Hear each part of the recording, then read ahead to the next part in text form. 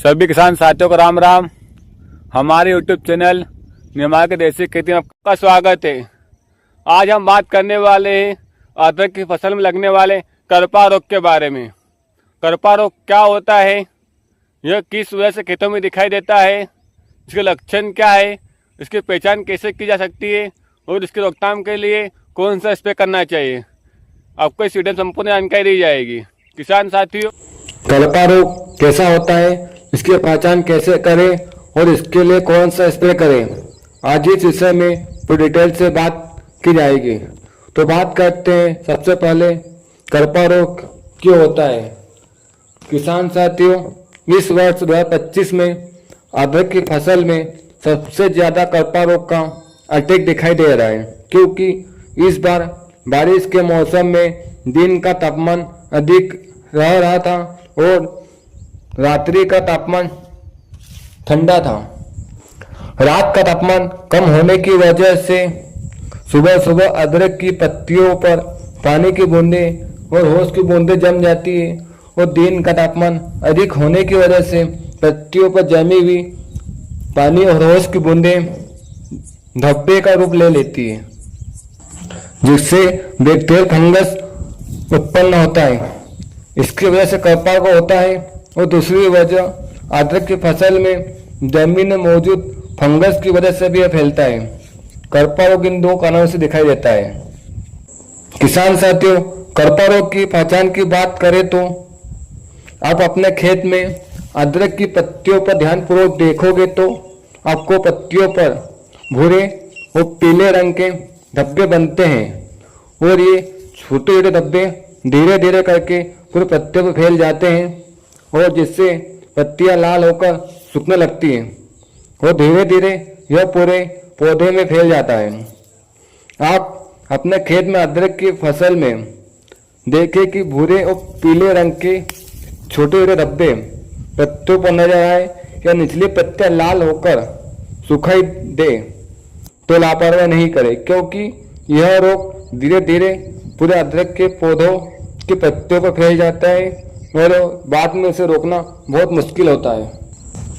कई बार करपा रोग खेत में आ जाता है, पर कई बार किसान भाई सोचता है यह इल्लियों का प्रकोप है, क्योंकि दोनों एक जैसे दिखाई देते हैं। किसान साथियों, करपा रोग में पीले भूरे रंग के धब्बे होते हैं, जबकि इल्लियों के प्रकोप पर सफेद रंग के कुछ इस तरह से दिखाई देता है।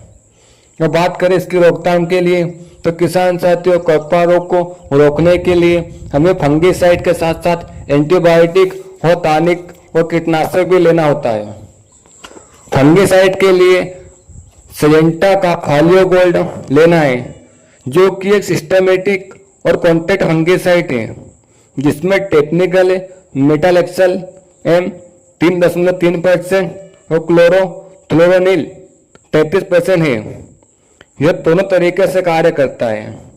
मेटामेक्सल सिस्टमिक फंगिसाइड है, जो पौधे के भीतर प्रवेश करके काम करता है और पौधे के अंदर फैलकर फंगस खत्म करने का कार्य करता है।